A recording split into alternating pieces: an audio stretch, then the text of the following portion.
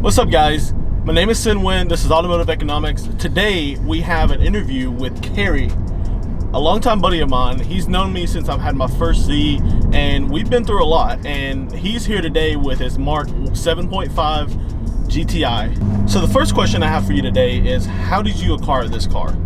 So I am fortunate enough to have a sibling who works for Volkswagen of Chattanooga, and she let me be in the lease program for employees, and that's how I got the car. And I decided to buy this one because this would be my third vehicle through the lease program.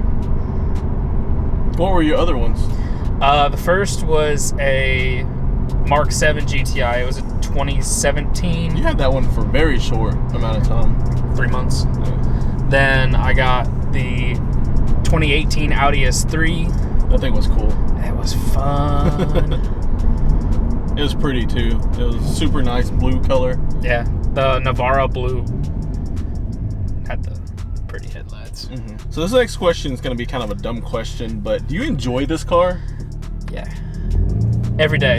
Every single day? So it's like, I'm never bored with this car. So like, going to work, I'll go get in the car, and I hear it start up, and it'll give me a little bit of exhaust crackle, and I'm just like, ooh, how you doing?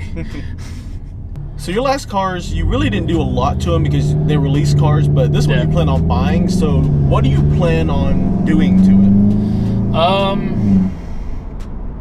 Long term, I want to make big power for this platform. So like big power for this car would be about 400 horse. Coil packs, injectors, upgraded compressor housing on the turbo, front mount intercooler, all that fun stuff. So you know me, I have a crap ton of vehicles just sitting outside my apartment complex, and people think I probably sell drugs, more than likely, but you don't? What? I don't. Oh. I don't think. Hey, we can't say that on camera.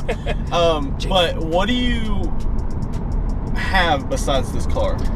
I've had lots of vehicles, but besides this car, I have a 94 Integra GSR. That was my brother's car, and I have an 87 GMC Suburban that one day I will bag and body drop and just do a donk build. That'd be awesome. The GSR it's a fully built B series, full gritty exhaust, BC racing coilovers. It was a monster. My brother and I built it when I was about 16, 17, and then he passed away, so the car came to me. You gonna continue it on in his name? Well, see, what's funny is my dad's dailying it now. Oh, heck yeah. Yeah. So you and your dad are gonna work on it together? Yeah. I was last summer I took some time and went back to Memphis where I grew up, and helped him like refresh the car, just took the motor out, did a refresh on it, all that fun stuff, just to make sure it was in good running order, and pretty much just got it ready to go. Okay, so if you don't mind me asking for the viewers, what do you do for a living? I am a overhead crane operator for Ryerson Steel. And they're based out in Chattanooga? Based out of Illinois. We are it's basically a shipment hub. So one of our giant warehouses is in Atlanta, and they ship up to us, and we distro to Nashville, Knoxville, Middle Tennessee. So financially speaking, was this car a mistake, or do you feel like you made a good choice with this car? Okay, so me being the type of person where a car is not just an appliance to me, of course it was a mistake. Because I can't leave cars alone like you.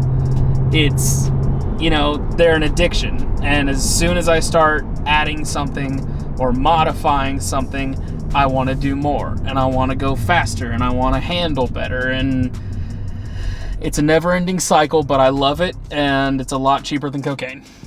A lot cheaper? I think Are you so. sure about that?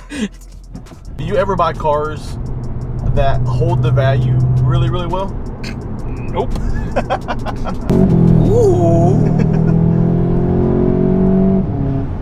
Is it recording? Yeah. Yeah, we're recording. Ask your questions. Sorry, I was having too much fun. Forgot to ask questions. But in your opinion, why do you think millions of Americans are behind on their car payment? People are living beyond their means. You know, a good friend of mine always told me, if you can't buy it twice, don't buy it. Do you have any tips or tricks that you want to give the viewers on how to not have debt and stuff like that? Well, okay, so first off, everybody says that credit cards are evil. Credit cards are not evil. Mismanagement of credit cards are evil. So I use my credit card for one thing, and that is to get gas twice a month. And that is just to keep like credit bureaus seeing that there's something reporting. And like I think it's even that they say you want to keep about a 30% balance on a credit card to where it like reports even better and it shows use. But like mismanagement of credit cards, avoiding debt, buy things with cash, save up, buy things with cash. You know, just because you have a $10,000 credit card that you can go out and buy whatever you want to doesn't mean you need to. Yeah. Go buy clothes secondhand. Don't go out to eat all the time. Or even stores like Ross and TJ Maxx and stuff. Yeah, of course. There is no shame in going to places like that. Yeah. I will show up in my freaking Lotus to Ross. And I've seen Ferraris and Lamborghinis show up to Ross. What was your first car and how did you get it? All right.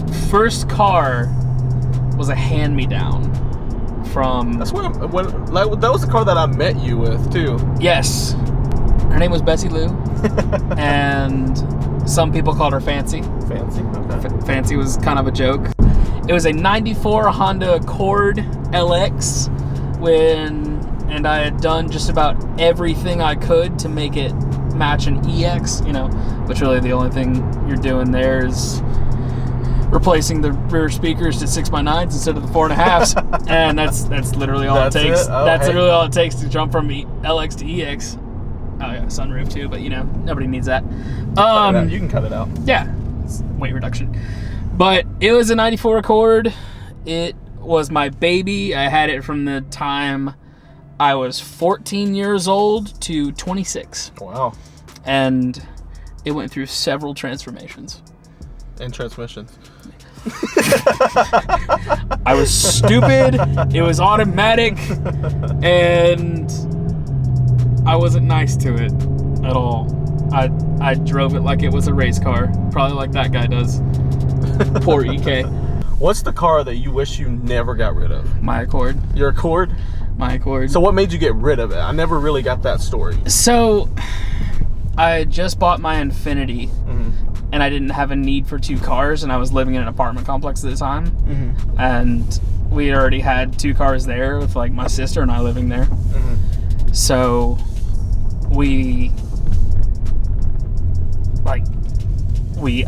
I decided to sell it, and it got to the point where it came back and I was just kind of like, I can buy that car back. So I contacted the guy, and he wrecked it.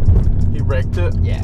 Before you got it? Yeah. Wow. And I really wish that I had never sold that car, because it got to the point to where like it's still at the point where I miss that car so much, but I know like now that I'm making the money to where I could fix that car and do it properly and put a manual transmission in it, because I'm an idiot and I like automatics, because driving manuals in traffic sucks, especially in Chattanooga.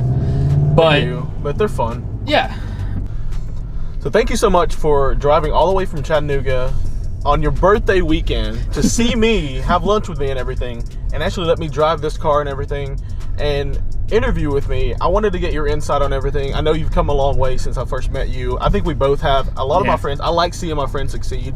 So it's really nice to see you doing a lot better for yourself than when I first met you. Thanks, buddy. So thanks so much for bringing this car down here. We're going to have more fun with it with the love and hate videos here soon. Yeah. Keep an eye out for that. But this is Automotive Economics. Me and Karey are here. We're going to have a good time. I'll talk to you guys next time.